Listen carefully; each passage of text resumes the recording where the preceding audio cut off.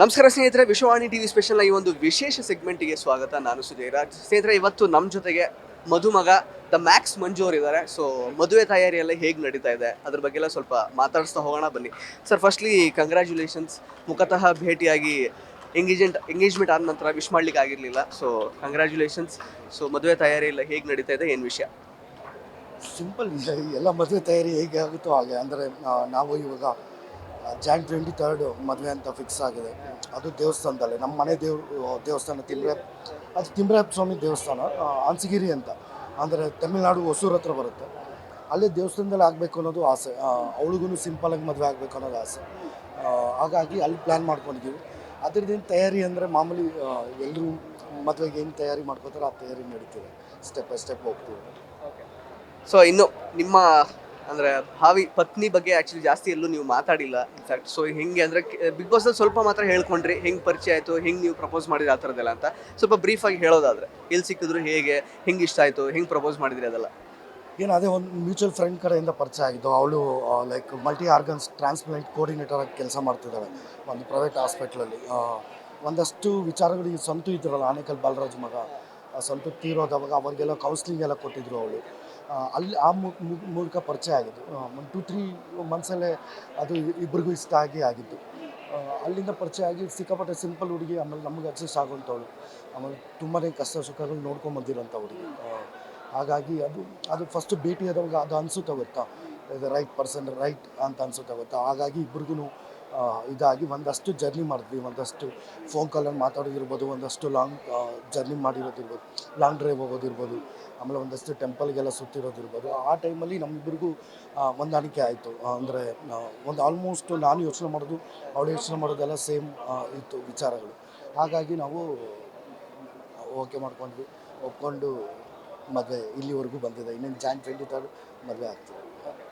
So actually ಅವ್ರು ಹೇಳ್ತಾರೆ ಒಂದ್ ಕಡೆ, ನಂಗೆ ಜಾಸ್ತಿ ಟೈಮ್ ಕೇಳಿದೆ, ಬಟ್ ಇಲ್ಲ ಟೈಮ್ ಗೀಮ್ ಎಲ್ಲ ಬೇಡ, ಫಿಕ್ಸ್ ಆಗಿದ್ದೀನಿ ಈಗಲೇ, ಇಲ್ಲ ನೀವೇ ಅನ್ನೋ ಥರ ಎಲ್ಲ ಹೇಳಿದ್ರಂತೆ. ಯಾಕೆ ಟೈಮ್ ಜಾಸ್ತಿ ತಗೊಳ್ಳಿಲ್ಲ ನೀವು ಅಂತ? ಅಂದರೆ ಏನಕ್ಕೆ ಅಂದರೆ ಇವತ್ತು ಯೋಚನೆ ಮಾಡೋದು ಒಂದೇ ಇರುತ್ತೆ, ಇನ್ನು 6 ತಿಂಗಳು 1 ವರ್ಷ ಆದಮೇಲೆ ಯೋಚನೆ ಮಾಡೋದು ಒಂದೇ ಇರುತ್ತೆ. ಇವಾಗ ನಾನು ನಿನ್ನ ಮದುವೆ ಆಗ್ತಿದ್ದೀನಿ, ಹಿಂಗೆ ಮದುವೆ ಆಗೋಣ ಅಂತ. ಇವಾಗ ಲವ್ ಮಾಡಿಕೊಂಡು ಲೈಕ್ ಒಂದ್ಸಲ ಅರ್ಥ ಮಾಡ್ಕೋತೀವಲ್ವ, ನಾವು ಏನಂತ ಅರ್ಥ ಮಾಡ್ಕೋತೀವೋ ಹಂಗೆ. ನಾನು ಒಳ್ಳೆ ಗಂಡನಾಗಿ ಅವಳಿಗೆ ಬದುಕಬೇಕು, ಅವಳು ಒಳ್ಳೆ ಹೆಂಡತಿಯಾಗಿ ನನಗೆ ಬದುಕಬೇಕು. ಅದು ಬಿಟ್ಟರೆ ಇನ್ನು ಅಷ್ಟೇ ಅಲ್ವಾ, ಇನ್ನೇನಿದೆ ಅದರಲ್ಲಿ. ಅಂದರೆ ತುಂಬ ಹುಡ್ಕೊಂಡು, ತುಂಬ ಕೆದ್ಕೊಂಡು, ತುಂಬ ಇದು ಮಾಡ್ಕೊಂಡೆಲ್ಲ ಹೋಗುವಂಥದ್ದು ಎಲ್ಲ ಇಲ್ಲ ಅಂತ ನನಗನ್ಸ್ಮಟ್ಟಿದೆ. ಒಂದು ಸಲ ಇಷ್ಟ ಆಯಿತು. ಇವತ್ತು ಇಷ್ಟಪಡೋದು ಇನ್ನು ಎಷ್ಟೋ ವರ್ಷ ಆದರೂ ಇಷ್ಟಪಡ್ತೀವಿ, ಅದಷ್ಟೇ ಅಲ್ವಾ. ಅದೇನು ಸೋಮವಾರ ಒಂಥರ ಮತ್ತು ಬುಧವಾರ ಮತ್ತು ಶನಿವಾರ ಬೇರೆ ಬೇರೆ ಥರ ಎಲ್ಲ ಚೇಂಜ್ ಆಗಲ್ವಲ್ಲ ಬ್ರದರ್. ಅದು ಒಂದು ಸಲ ಇಷ್ಟ ಆಯಿತು ಅಂದರೆ ಇಷ್ಟ ಅಷ್ಟೇ ಬ್ರದರ್. ಹಾಗಾಗಿ ಅಷ್ಟೇ. ಸರ್, ಈಗ ಅದನ್ನು ಹೊರತುಪಡಿಸಿ ಇವಾಗ ಬಿಗ್ ಬಾಸ್ ಸೀಸನ್ 12ಗೆ ಗೆಸ್ಟ್ ಆಗಿ ಹೋಗಿದ್ರಿ ಒಂದು ವಾರ. ಸೊ ಆಟ ಆಡ್ಕೊಂಡು ಆಚೆ ಬಂದ್ರಿ. ಸೊ ಹೆಂಗಿತ್ತು ರೆಸ್ಪಾನ್ಸ್ ಹೊರಗಡೆ ಬಂದಮೇಲೆ? ಚೆನ್ನಾಗಿತ್ತು ಬ್ರದರ್, ಗುಡ್.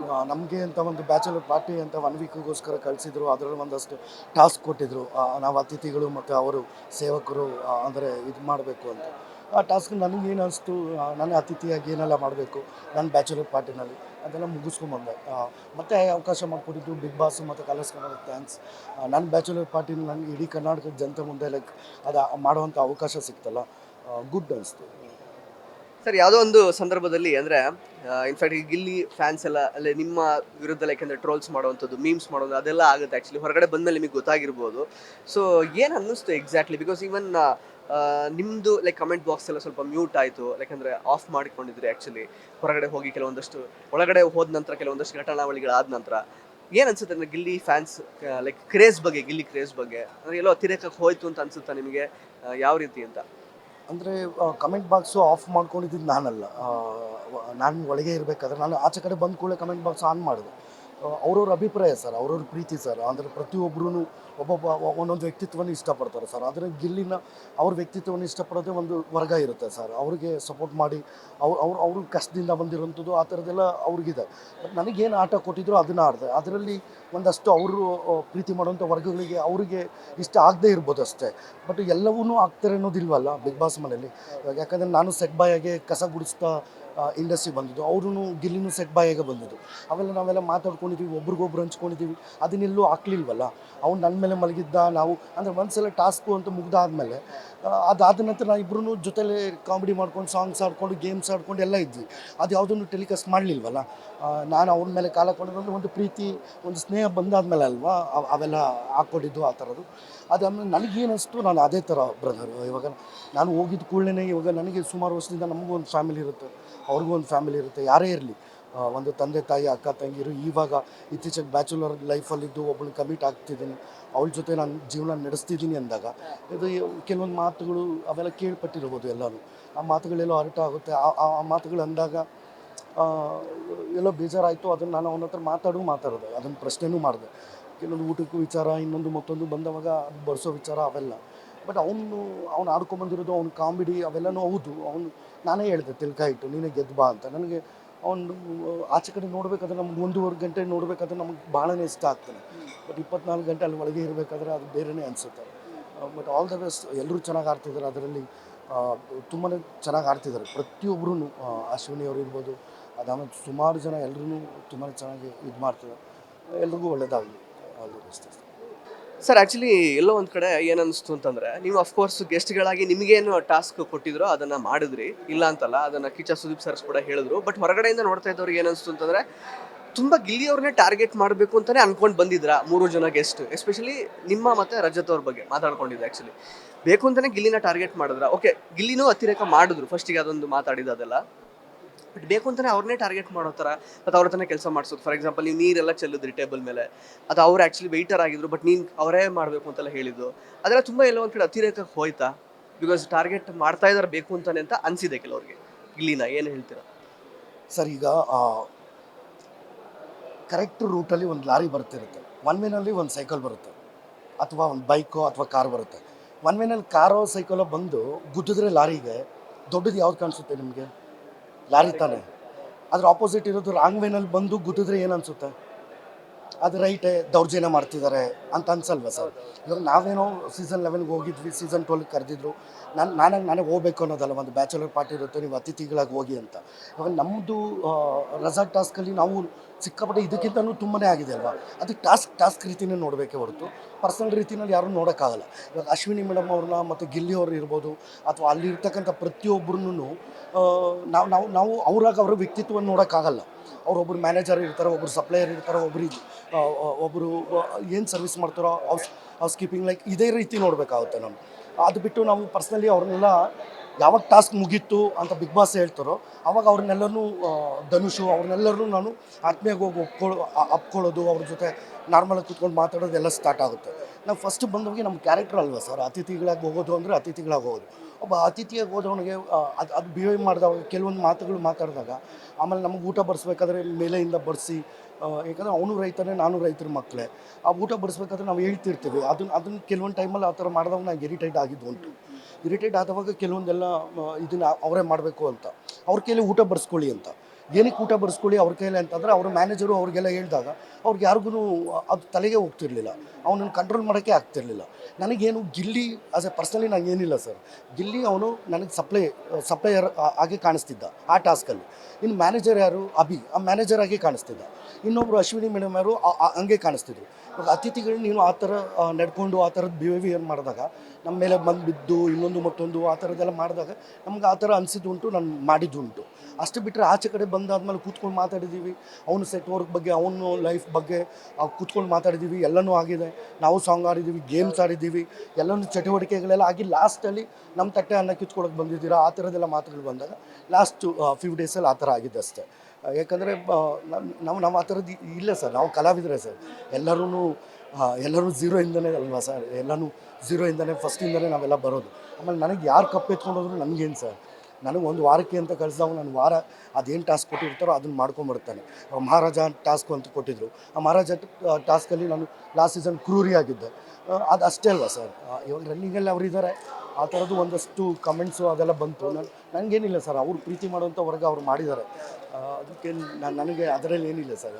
ಅಂದರೆ ಅದು ಕೆಲವೊಂದು ಸಲ ಏನು ಅನ್ಸ್ಬಿಡುತ್ತೆ ಅಂದರೆ, ಇವಾಗ ನನ್ನ ಲೈಫಲ್ಲಿ ಒಂದು ಹುಡುಗಿ ಬಂದಿದ್ದಾಳೆ, ನನ್ನ ಲೈಫಲ್ಲಿ ನಾನು ಮದುವೆ ಆಗೋವಂಥ ಹುಡುಗಿ. ಅವರೆಲ್ಲ ನೋಡ್ಕೊಂಡಾಗ, ಅವ್ರ ಫ್ಯಾಮಿಲಿ ಎಲ್ಲ ನೋಡಿದಾಗ ಒಂದಷ್ಟು ಆ ಥರ ಬ್ಯಾಡ್ ಕಮೆಂಟ್ಸು ಆ ಥರದ್ದೆಲ್ಲ ನೋಡಿದಾಗೆಲ್ಲ ಬೇಜಾರಾಗುತ್ತೆ, ಸಿಕ್ಕಾಪಟ್ಟೆ ನೋವಾಗುತ್ತೆ. ಅವ್ರುಗಳಿಗೇನು ಅಂತಂದರೆ ಗಿಲ್ಲಿಗೆ ನಾನೇನು ನೋವು ಕೊಟ್ಟೆ ಅಂದಂಗೆ, ಗಿಲ್ಲಿಗೆ ಟಾರ್ಗೆಟ್ ಮಾಡಿದೆ, ಅದಿಲ್ಲ ಸರ್. ನಾನು ಟಾಸ್ಕ್ ಕೊಟ್ಟರು ನಾನು ಹೋದೆ, ನಾನು ಮಾಡಿದೆ, ನಾನು ಬಂದೆ ಸರ್. ಅದ್ರ ಪೇಮೆಂಟ್ ಆಗುತ್ತೆ, ನಾವೆಲ್ಲ ಕಲಾವಿದರು, ಅದೂ ಒಂದು ವೃತ್ತಿನೇ ಅಲ್ವೇ ಸರ್. ಅದು ಇದು ಮಾಡಿದ್ದಾರೆ ಅಂತ ಯಾರು ನಮ್ಗೆ ಯಾರಿಗೂ ಟಾರ್ಗೆಟ್ ಮಾಡಿ ಅವ್ರನ್ನ ಹೋಗಿ ಒಳಗೆ ಆ ಥರದ್ದಿಲ್ಲ ಸರ್. ಆ ಥರದ್ದು ಯಾವುದೂ ಇಲ್ಲ ಅಷ್ಟೇ. ಅದೇ ಸರ್, ನಾನು ಡೆಫಿನೆಟ್ಲಿ ನಾನು ಬೈಸೆಕ್ಟ್ ಮಾಡೋದಕ್ಕೆ ನಾನು ಹೋಗ್ತಾ ಇಲ್ಲ. ಬಟ್ ಆದರೆ ನಿಮಗೆ ಅನಿಸಿರುತ್ತೆ ಹೊರಗಡೆ ಬಂದಮೇಲೆ, ಏನಪ್ಪ ನಾವು ಏನೋ ಮಾಡೋಕೆ ಹೋಗಿ ಅದನ್ನು ಜನ ಬೇರೆ ಥರನೇ ಅನ್ಕೊಂಡ್ಬಿಟ್ಟಿದಾರಲ್ಲ, ಅಥವಾ ಗಿಲ್ಲಿ ಸಪೋರ್ಟರ್ಸ್ ಬೇರೆ ಥರನೇ ಅನ್ಕೊಂಡಿದ್ದಾರೆ ಅಂತ. ಇನ್ಫ್ಯಾಕ್ಟ್ ತುಂಬ ಜನ ಮಂಜು ಅವರೇ ನಿಮಗೆ ನಾವು ಸಪೋರ್ಟ್ ಮಾಡ್ತಾ ಇದ್ವಿ ಲಾಸ್ಟ್ ಸೀಸನಲ್ಲಿ, ಬಟ್ ಈಗ ನೀವು ಈ ಥರ ನಡ್ಕೊಳ್ತಿರೋದು ನೋಡಿ ಗಿಲ್ಲಿ ಅವ್ರ ಜೊತೆಗೆ ನಮಗೆ ತುಂಬ ಬೇಜಾರಾಗಿದೆ ಅಂತೆಲ್ಲ ಕಮೆಂಟ್ ಹಾಕಿದವರು ಇದ್ದಾರೆ ಆ್ಯಕ್ಚುಲಿ.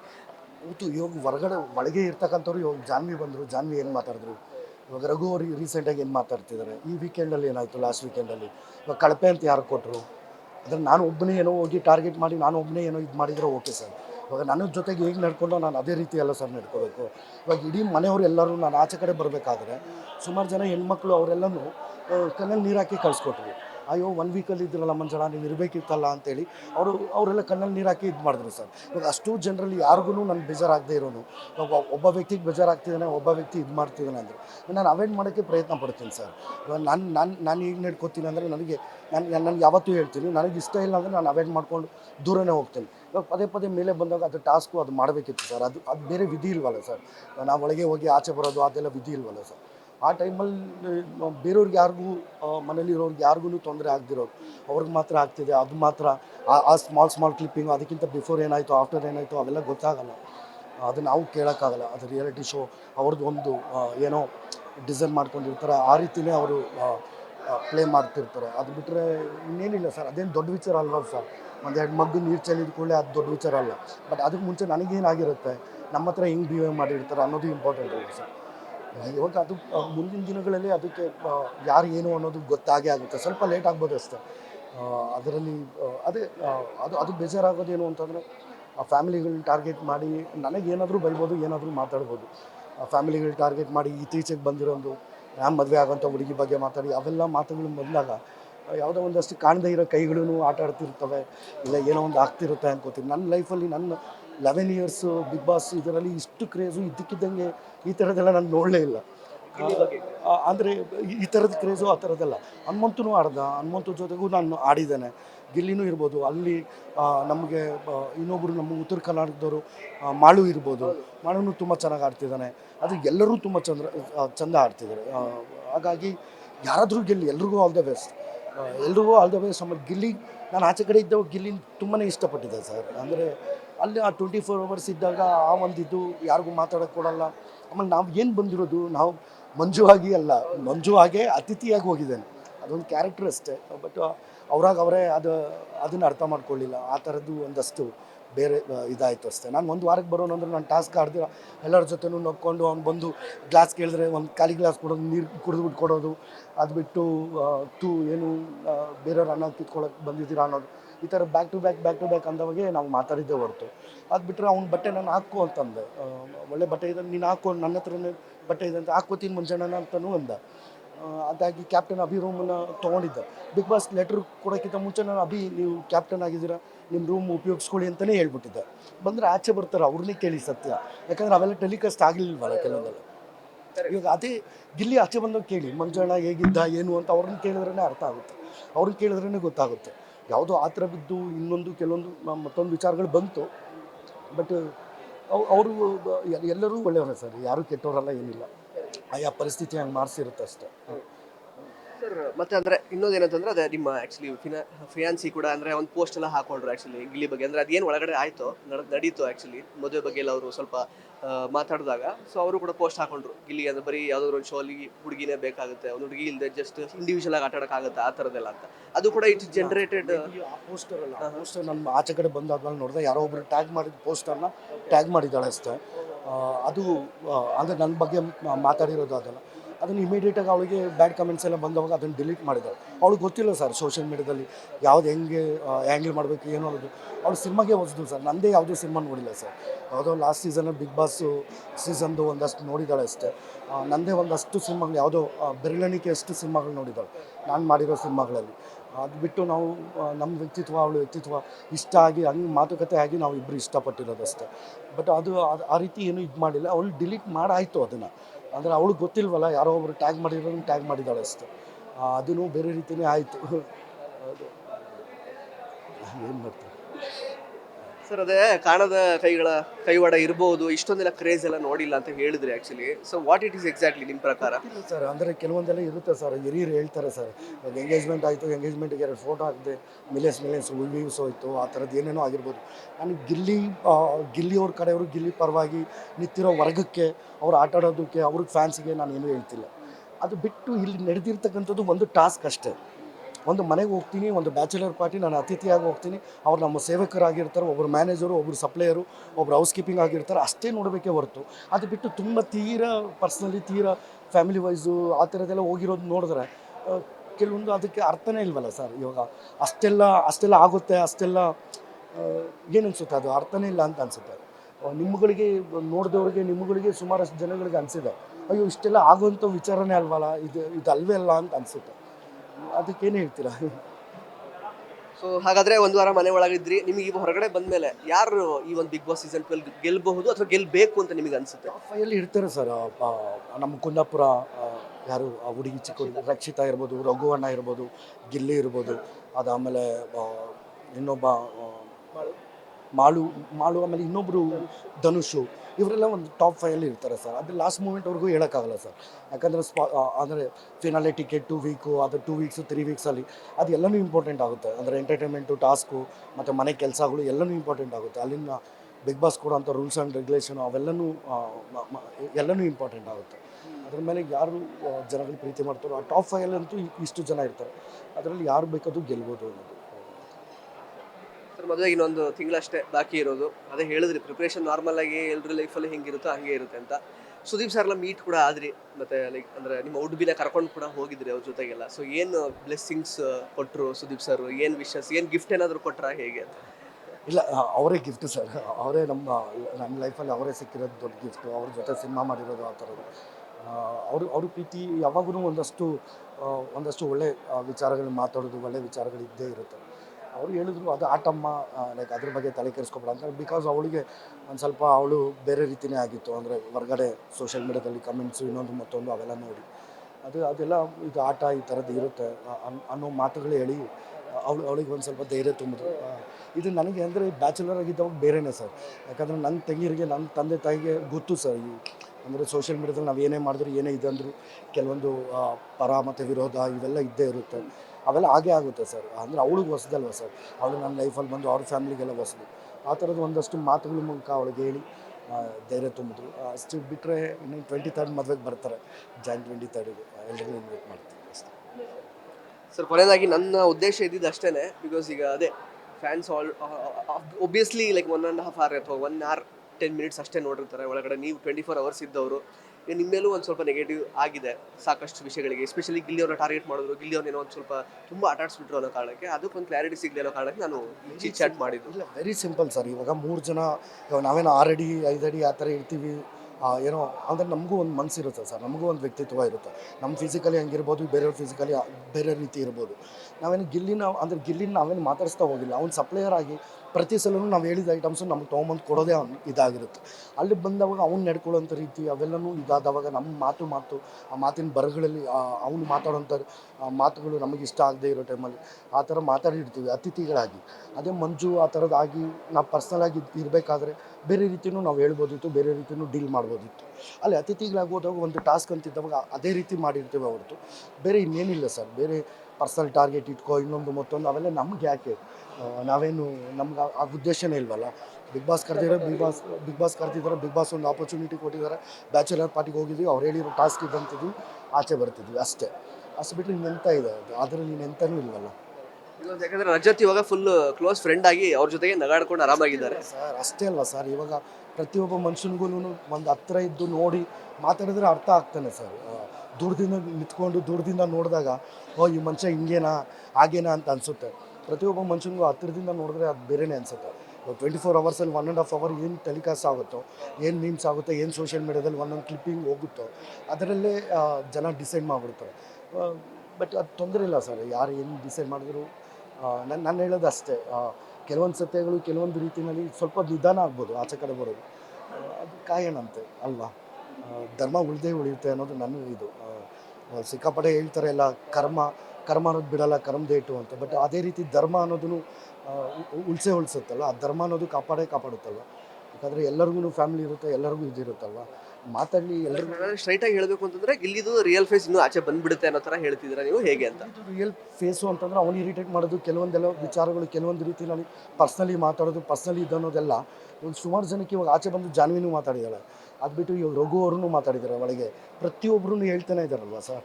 ಇವಾಗ ಅವ್ರದ್ದೇ ಆಗ್ತಕ್ಕಂಥದ್ದು ಒಂದು ಸ್ಪೇಸ್ ಇರುತ್ತಲ್ವ ಸರ್. ಆ ಸ್ಪೇಸಲ್ಲಿ ಕಿತ್ಕೊಳ್ಳೋಕೆ ಹೋಗಿ, ಆ ಸ್ಪೇಸಲ್ಲಿ ಮಾತಾಡೋಕ್ಕೆ ಹೋಗಿ ಅವ್ನ ಆಟ ಹೌದು, ಕಾಮಿಡಿ ಹೌದು, ಬಟ್ ಬೇರೆಯವ್ರಿಗೆ ಅರ್ಟ್ ಮಾಡಬಾರ್ದಲ್ವ ಸರ್. ಬೇರೆಯವ್ರಿಗೆ ಅರ್ಟ್ ಮಾಡಿ ಕಾಮಿಡಿ ಮಾಡಿದಾಗ ಅದು ಬೇರೆ ರೀತಿಯೇ ಅನಿಸುತ್ತೆ. ಸ್ಪಂದನೂ ಆಡೋಕೆ ಹೋಗಿರ್ತಾಳೆ, ಸ್ಪಂದನ ನಿನ್ನ ಯಾಕೆ ಆಯ್ಕೆ ಮಾಡ್ಕೊಂಡಿಲ್ಲ ಅಂದರೆ ಬಿಕಾಸ್ ನೀನು ಗೆಲ್ಲಲ್ಲ ಕಣೆ, ಅದಕ್ಕೋಸ್ಕರನೇ ಕಣೆ. ಆಮೇಲೆ ಒಂದು ರೂಲ್ಸ್ ಆ್ಯಂಡ್ ರೆಗ್ಯುಲೇಷನ್ ಇರುತ್ತೆ, ಒಂದು ಕ್ಯಾಪ್ಟನ್ ರೂಮಲ್ಲಿ ಲಾಸ್ಟು ಅವೆಲ್ಲ ಕೆಲವೊಂದೆಲ್ಲ ಇರುತ್ತೆ ಸರ್. ಅವೆಲ್ಲ ತೊಂದರೆ ಇಲ್ಲ. ನಾನು ತಪ್ಪು ಮಾಡ್ತೀನಿ, ತಪ್ಪು ಮಾಡಿಲ್ಲ ಅಂತಲ್ಲ. ಕೆಲವೊಂದು ರೂಲ್ಸ್ ಆ್ಯಂಡ್ ರೆಗ್ಯುಲೇಷನ್ ಕೆಲವೊಂದು ನಮ್ಮ ಸೀಸನಲ್ಲಿ ಆ ಥರದ್ದೆಲ್ಲ ಆ ಮಾತುಕತೆ ಆಗಿರುತ್ತೆ ಹೊರತು ಆ್ಯಸ್ ಎ ಪರ್ಸನ್ ಏನಕ್ಕೆ ಬೇಕು ನಮ್ಮ ಟಾರ್ಗೆಟ್. ಆಮೇಲೆ ನಮಗೇನು ಬಿಗ್ ಬಾಸು ಗಿಲ್ಲಿನೇ ಟಾರ್ಗೆಟ್ ಮಾಡು ಅಂತ ಹೇಳಿಲ್ವಲ್ಲ. ಪ್ರತಿ ಸಲ ಬಿಗ್ ಬಾಸ್ ಹೇಳೋದು ನಿಮ್ಮ ಆಟ ನೀವು ಆಡಿ, ಇದು ಕಾನ್ಸೆಪ್ಟು ಅಂತ ಹೇಳ್ತಾರೆ ಅಷ್ಟೇ. Yes sir, thank you so much. ಸಾಕಷ್ಟು ವಿಷಯಗಳನ್ನು ಹಂಚ್ಕೊಂಡ್ರಿ. ಸೊ ಒಳ್ಳೇದಾಗಲಿ ನಿಮ್ಮ ಮುಂದಿನ ಜೀವನಕ್ಕೆ. ಸೊ ಮದುವೆ ಕರೀರಿ, ಬರ್ತೀವಿ. Thank you so much. Yes yes. So ಸ್ನೇಹಿತರೆ, ಇದಾಗಿತ್ತು ಮ್ಯಾಕ್ಸ್ ಮಂಜು ಅವರ ಮಾತುಗಳು. ಮತ್ತೆ ಭೇಟಿ ಆಗ್ತಾ ಇರೋಣ. ಧನ್ಯವಾದ. ಇಂಟ್ರೆಸ್ಟಿಂಗ್ ಮತ್ತು ಇನ್ಫಾರ್ಮೇಟಿವ್ ವಿಡಿಯೋಗಳನ್ನು ಮಿಸ್ ಮಾಡ್ಕೋಬೇಡಿ. ಈಗಲೇ ಸಬ್ಸ್ಕ್ರೈಬ್ ಮಾಡಿ.